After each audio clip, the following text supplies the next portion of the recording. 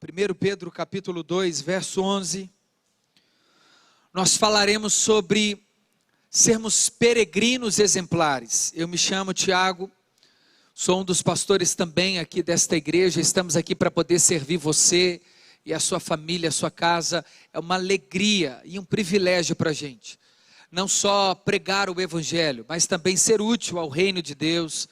Nós não só pregamos, nós também fazemos a obra do Senhor. Uma alegria sempre.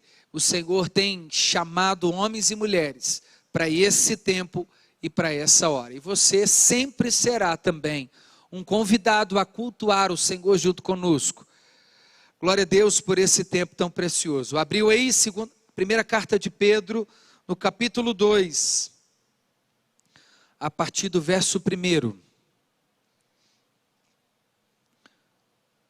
Aliás, capítulo 2, a partir do verso 11, da primeira carta de Pedro. Os peregrinos exemplares. Quero aproveitar também, mais uma vez, para relembrar. Irmãos, nós temos o culto aqui semanal, de segunda a sexta-feira, 9 da manhã, 15 horas, às 3 horas da tarde e às 19h30. Você pode participar presencialmente, não é necessário nenhuma inscrição. Nós sempre cultuamos aqui no Salão Ágape, onde nós estamos. Não é no auditório principal da igreja, apenas os cultos noturnos que são ali. Os cultos semanais de manhã e de tarde são sempre aqui no Salão Ágape. E você também pode acompanhar estes cultos através da rede super de televisão e também pelo canal que nós temos no YouTube, Lagoinha. Você pode acessar. Ative o seu sininho aí para ficar ligado. E o quanto antes você se inscrever, melhor, para que você sempre acompanhe constantemente esses cultos. Amém?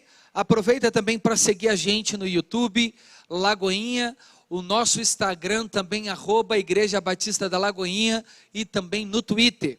Fica ligado em todas as nossas plataformas digitais aí.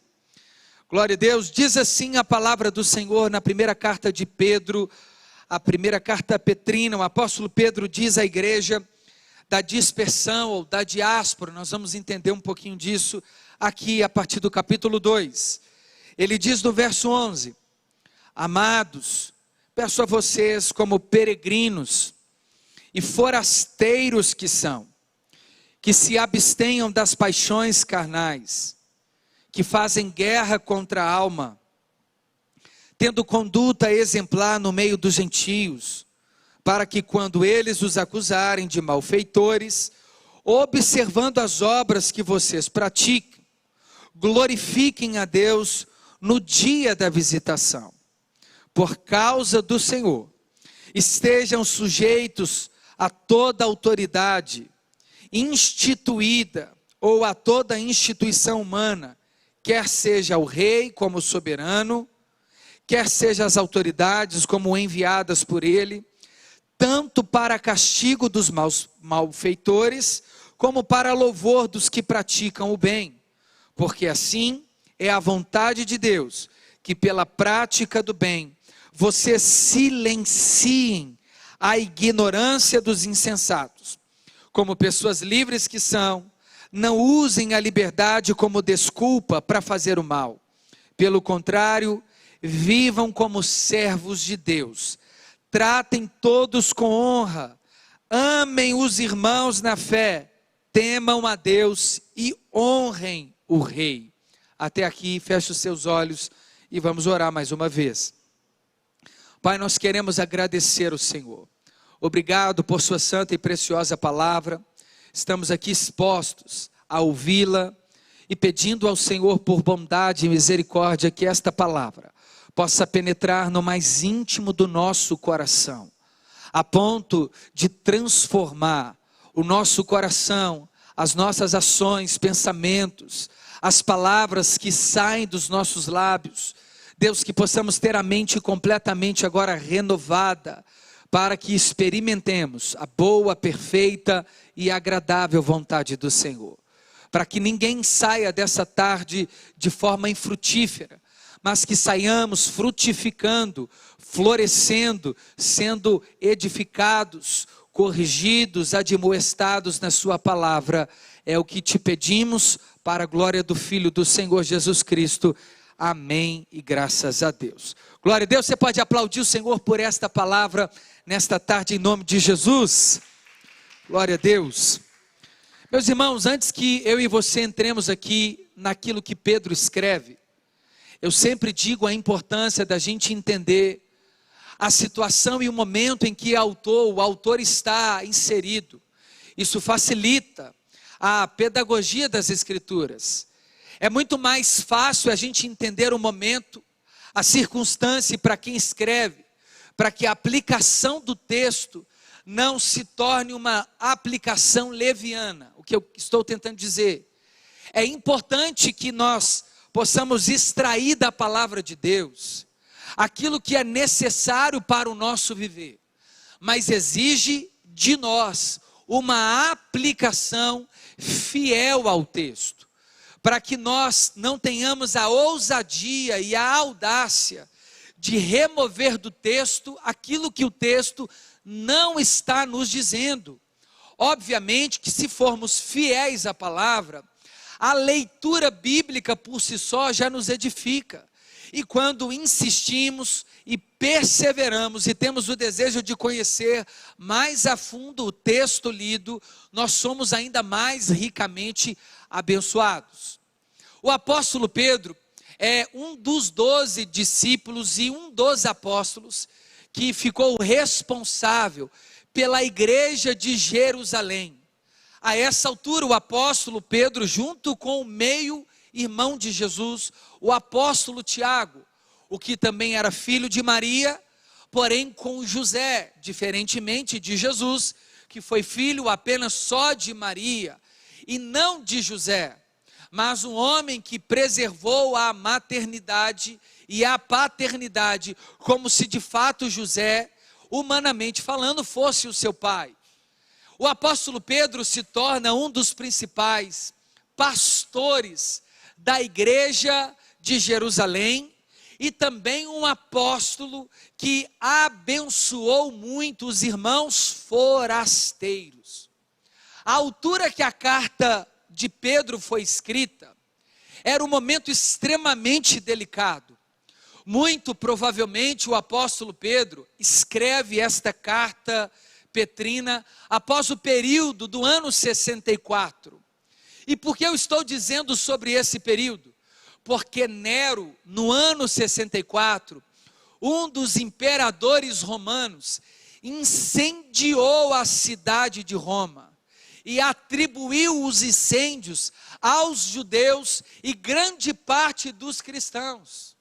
Eles atribuíram culpa a esses irmãos, o que fez intensificar ainda mais a perseguição naquele contexto. Homens que estavam na cidade de Roma fugiram.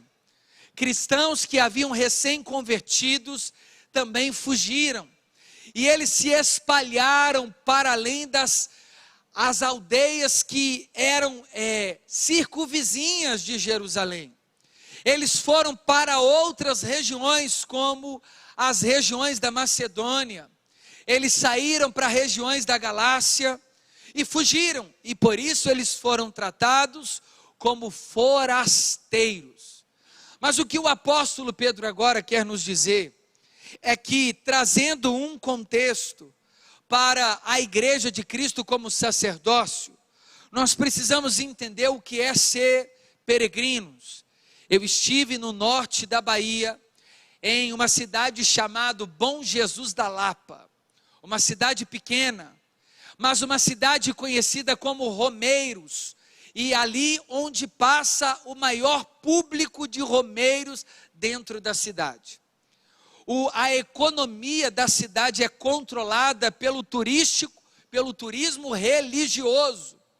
Há várias cátedras, eu entrei em várias delas, dentro dessas cátedras, ali estão vários santos, onde os romeiros, pagando promessas, devotando a esses santos pelos milagres que eles receberam, eles invadem a cidade, milhões de romeiros, em datas específicas, em tempos específicos.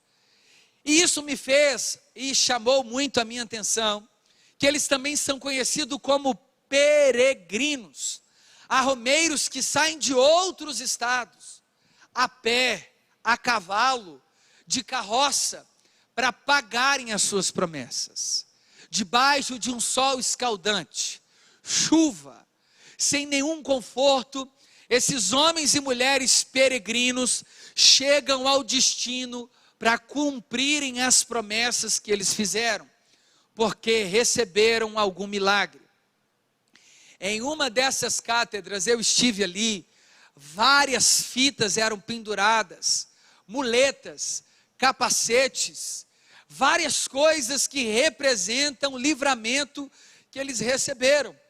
Mas agora o apóstolo Pedro está dizendo para a igreja que estava fugindo da perseguição, e grande parte desta igreja era uma igreja peregrina.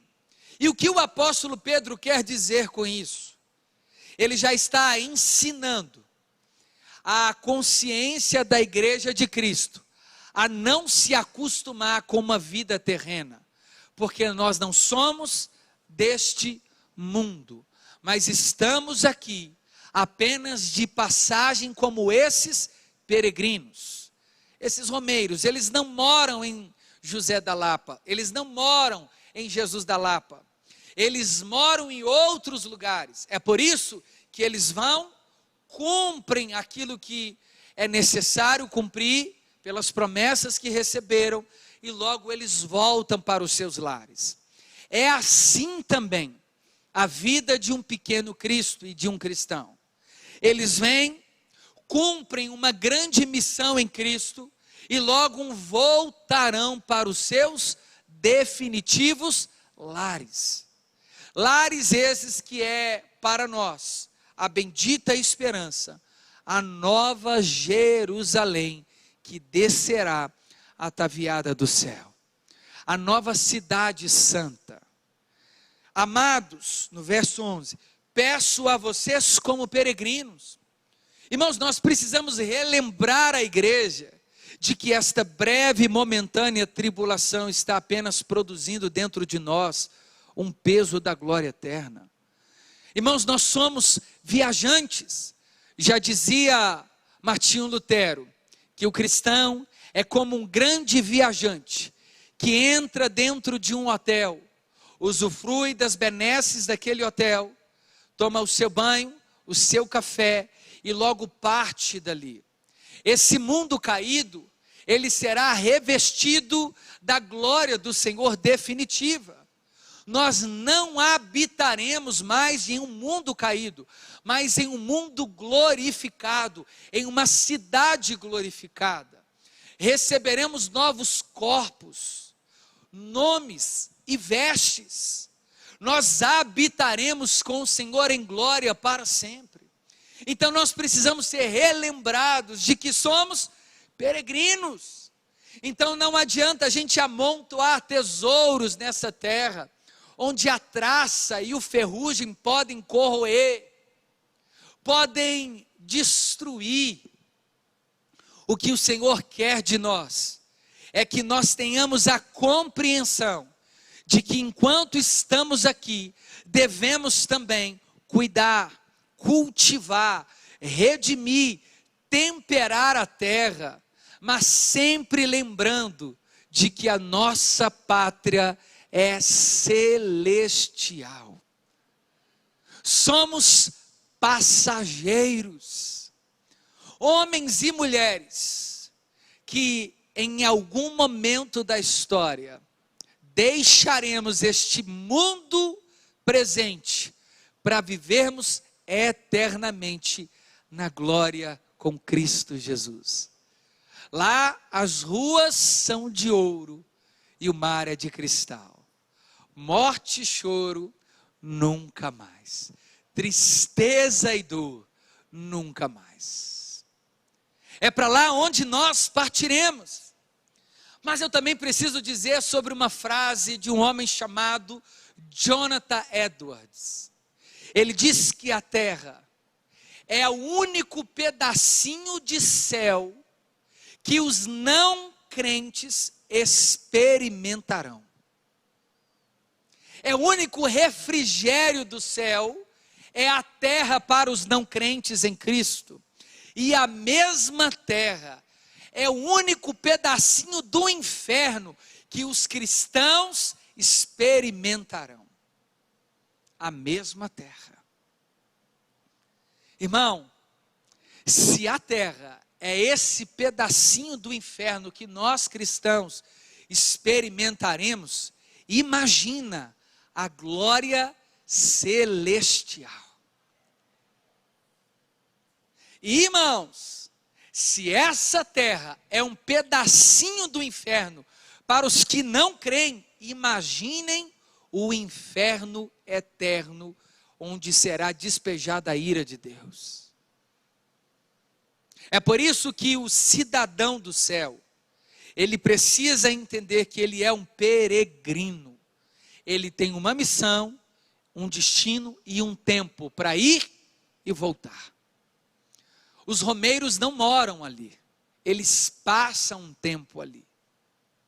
É isso que eu e você precisamos entender, que aqui não é o nosso lugar definitivo, é apenas uma passagem para a nova morada onde Cristo foi preparar lugar. Não se turbe o vosso coração, credes em Deus e também em mim. Na casa do meu pai há muitas moradas. Se não fosse assim, eu já vos teria dito, eu vou, mas vou preparar lugar. Para onde eu estiver, estejais vós também. Sabe por que Jesus fala isso? Porque todo judeu, quando está desposado, quando ele está pronto a se casar, noivo, ele precisa sair de casa 1 ano antes. Preparar uma casa para receber a sua mulher, noiva e depois esposa. É por isso que o judeu sai de casa, prepara o lar durante 1 ano, depois volta para buscar a sua noiva, para habitar com a sua mulher, até enquanto o Senhor voltar. É por isso que Jesus usa a mesma linguagem dentro da literatura romântica judaica, para dizer, eu vou preparar lugar, porque Ele é o nosso noivo. Ele foi preparar morada celestial, e voltará para buscar a sua noiva amada. A noiva que precisará, na volta de Cristo, estarem com suas lamparinas cheias de azeite e aguardando o noivo dentro da casa. Preserve. E ele diz, além de peregrino, forasteiros que são. Aqui porque ele é chamado de forasteiros, homens que fugiram das perseguições, homens que fugiam dos seus lares. Irmãos, Deus sempre preservou a sua igreja, ainda que muitos foram mártires. Nada pode parar a igreja de Cristo Jesus. Já tem uma canção que nós temos cantado nos últimos tempos. A perseguição não parou a igreja. O Coliseu não parou a igreja. Os leões não pararam a igreja do Senhor. Nada pode parar a igreja de Cristo. Nós somos forasteiros. Ainda que alguns morram, enquanto morre, vários nascem em Cristo. A semente do mártir Estevão, no ano 34, fez o apóstolo Paulo ser encontrado por Cristo por um plano soberano, mas alguém que foi impactado quando viu a um jovem morrendo pela pregação em Cristo Jesus. Nós crescemos em tempos difíceis. O cristão é peneirado diante das muitas tribulações e perseguição. O cristão deve ser como o omelete. Quanto mais você bate, mais ele cresce. Mais firme, mais cascudo ele fica. Quanto mais você intensifica a luta sobre o cristão, mais o cristão começa a se parecer com Cristo. Ele diz, já que vocês são peregrinos e forasteiros, que vocês se abstenham das paixões carnais. Irmãos, vou falar baixinho. O que mais mata cristão não é a perseguição, é o pecado. O pecado destrói planos, famílias, histórias, ministérios, jornadas, trajetos na vida de um cristão. Em tempos difíceis, nunca pare de orar. Em tempos difíceis, não baixe a guarda. Em tempos difíceis, não deixem de vigiar. Aqui se abster é renunciar às paixões. Por que o apóstolo Pedro chama esse desejo de paixão? Porque o pecado é quanto mais delicioso. Irmãos, essa aqui é a verdade. Eu não posso te enganar. Você está achando que o pecado é ruim, irmãos? Que o pecado causa na gente tristeza? Depois. A dor e o remorso, o arrependimento vem depois.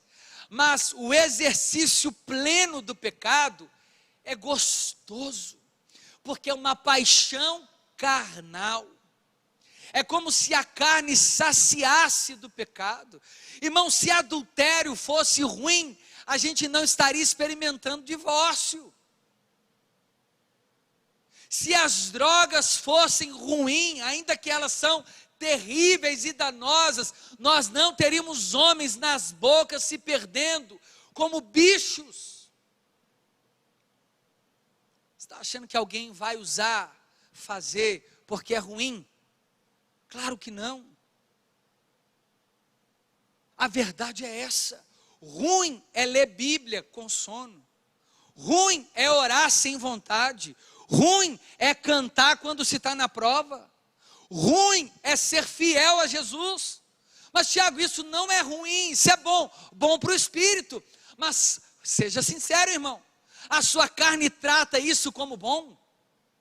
Você acha que você acorda igual a Ana Paula Valadão toda manhã e cantando assim: bendito é o Cordeiro de Deus? Você acha que a gente acorda assim, irmão? Não, a gente acorda igual o Thales Roberto canta: todo dia o pecado vem, me chama, todo dia vem as tentações. Não é assim não, irmão? Irmão, a verdade é essa. Às vezes a gente dorme como um querubim e acorda como um... Você já entendeu?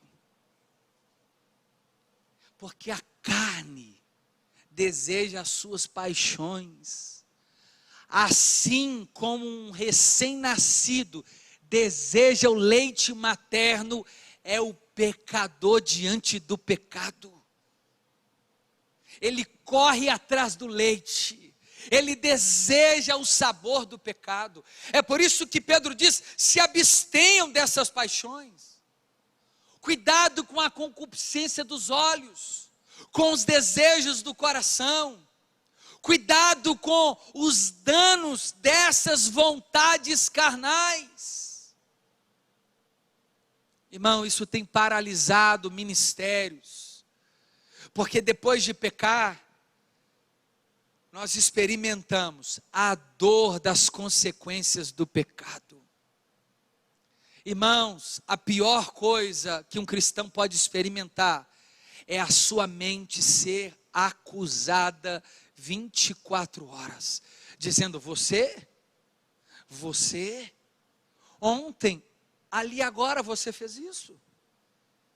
Você não é digno, você não pode. Irmãos, a gente trava, paralisa. É por isso que tenhamos o sentimento de viver uma vida piedosa e santa, se abstendo desses desejos desenfreados. O cristão não peca por domínio e por acidente. Deixa eu te dizer algo: não existe pecado por acidente. Eu já ouço falar assim, né?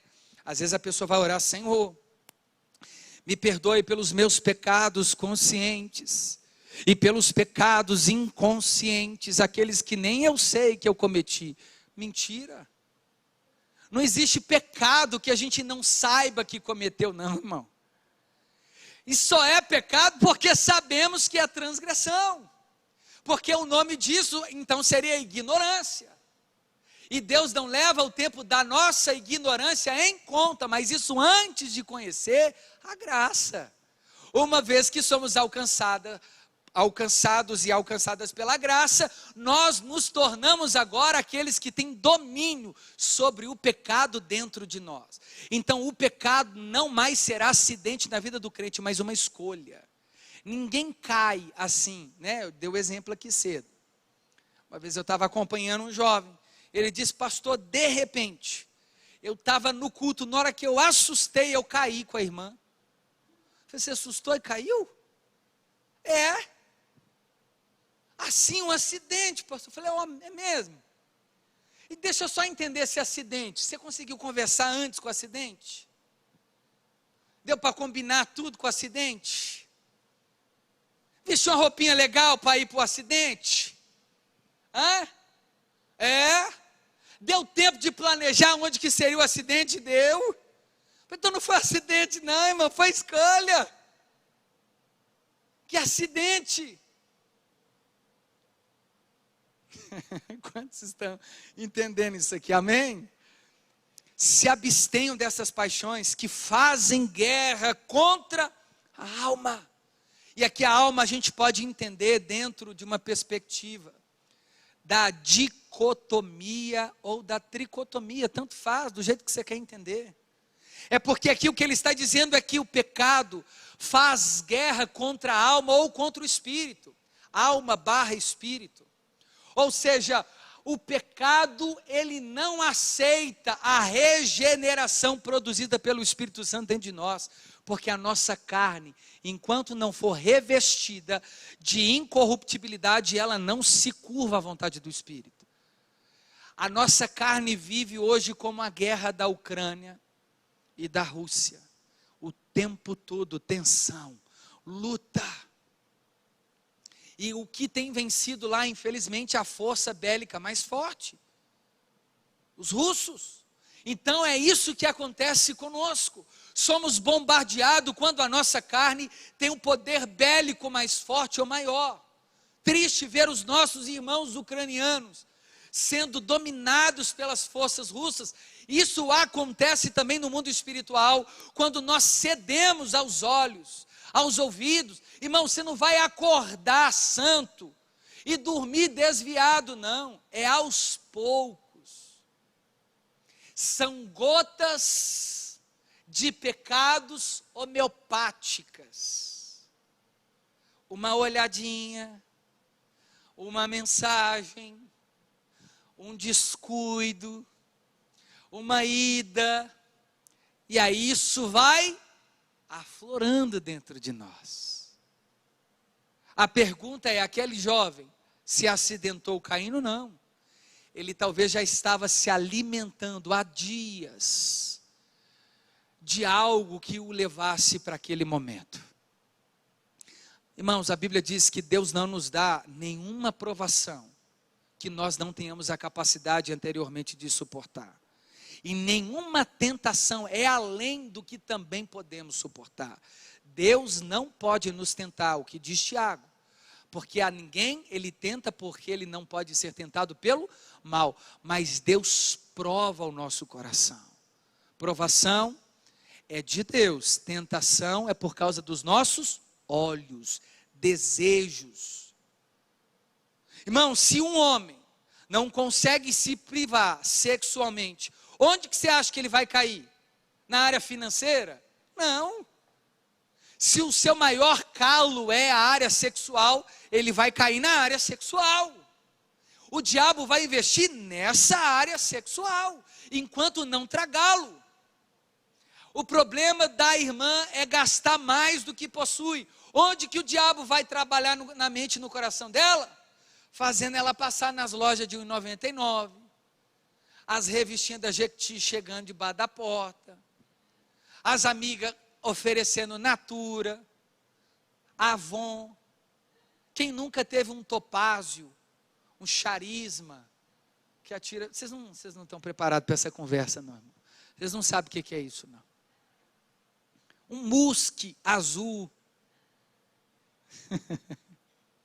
Irmãos, tentações. É exatamente nas tentações da nossa vida que nós mais temos que vigiar o coração. Você consegue entender? Eu tenho um problema com vícios. Por exemplo, já passei por isso. E eu digo por onde passo. Irmãos, eu não chego nem perto de vinho. Se a ceia da igreja for vinho, eu infelizmente não tomo. Minha relação há 15 anos atrás com a bebida foi horrível. Não bebo. Porque eu sei onde dói, eu sei onde está a minha fragilidade. Para que eu vou me tentar? Não, mas o cara foi liberto ontem, já está enfurnado nas rodas, onde está rolando tudo aquilo que um dia Deus libertou ele. Vai cair. Nós temos que fugir, tentação, a gente não encara, não. Quando nós lemos a história de José, você não vê José assim, você é que é a mulher de Faraó? Mas por que você está sem roupa? Não tem como a senhora vestir uma roupa, não? É porque eu estou... Não. Na hora que ele viu a irmã, ele, perna para quem tem. Não brinca com o pecado. O apóstolo Pedro está dizendo, é uma guerra.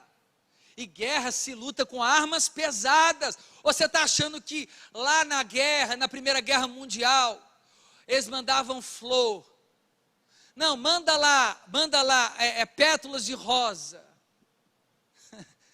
Irmão, chumbo grosso, canhão, míssil. É isso que o diabo faz.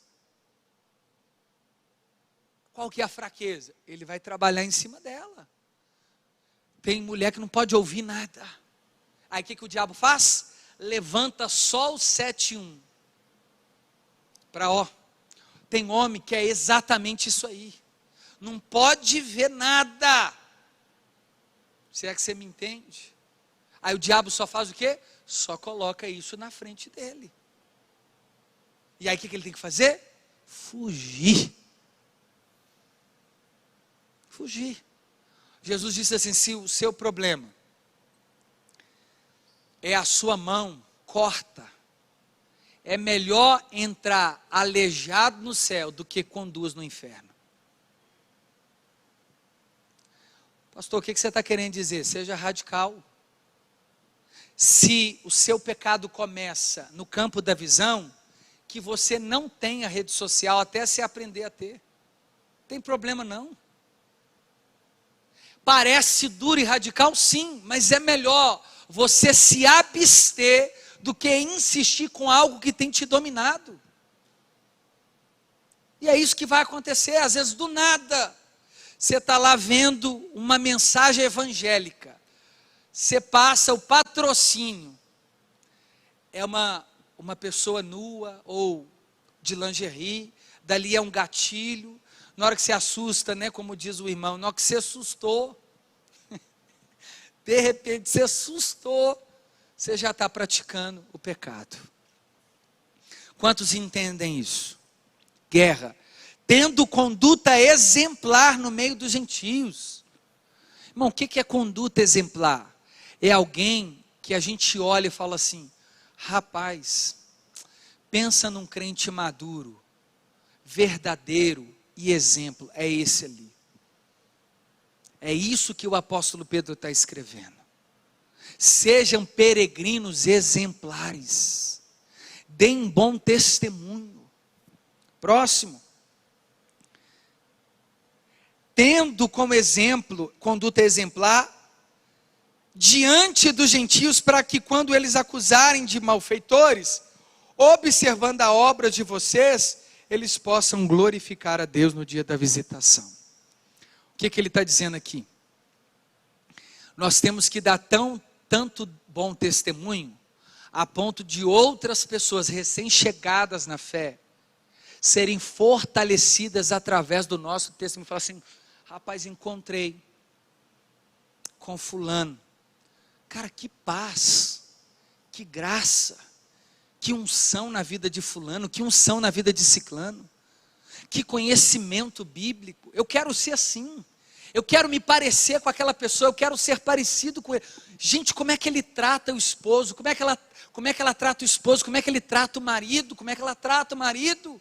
Que bênção, eu quero ser assim. É isso que acontece com o apóstolo Pedro pedindo. Sejam exemplos.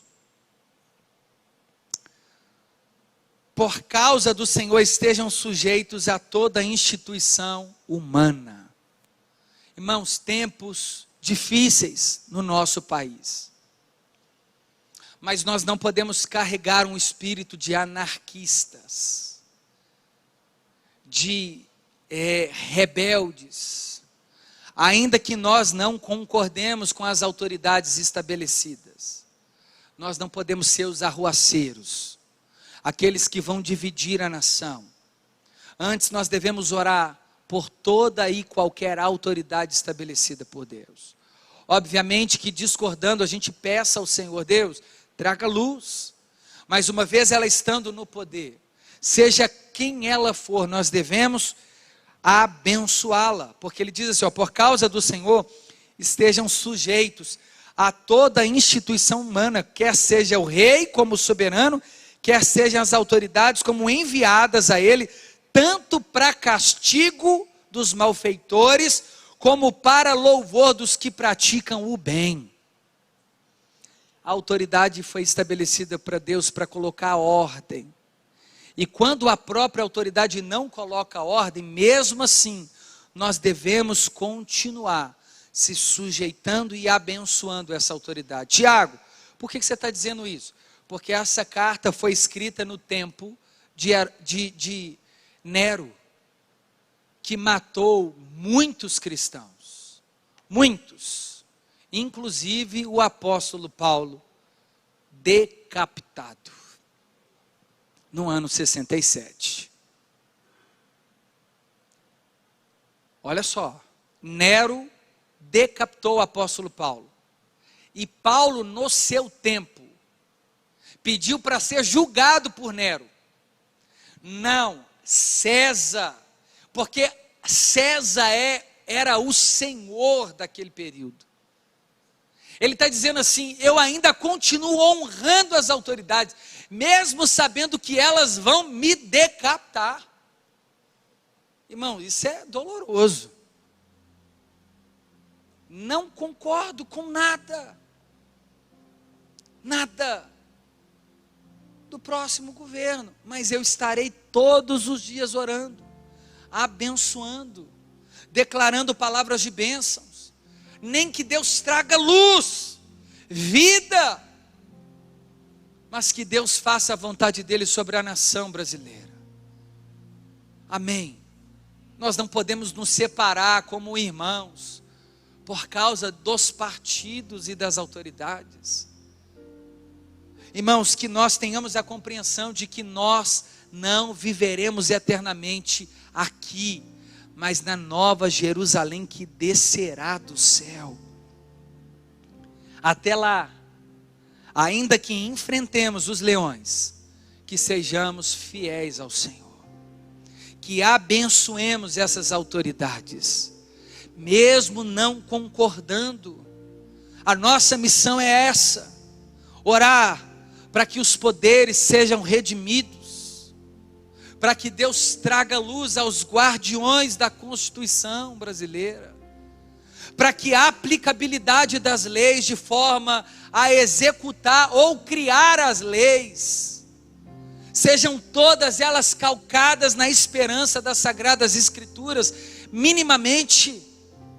Mas se porventura a nação brasileira experimentar juízo, que seja também para a glória de Deus, porque Deus também peneira, Ele separa nas provações os homens dos meninos, e nós temos o privilégio de crescer diante das dores, até que o Rei venha. Amém? Você pode ficar de pé no seu lugar? Tiago, como que aplica? Como ser peregrino exemplar? Se abstendo das vontades carnais, entendendo que somos apenas peregrinos e passageiros aqui, trazendo de volta a bendita esperança ao seu coração, honrando as autoridades, quer seja ela boa ou má, e dando bom testemunho aos seus irmãos, uns aos outros, até o dia do Senhor. A nossa missão é essa. Posso liberar uma palavra de Deus sobre a sua vida? Aquele que começou a obra, Ele vai terminá-la.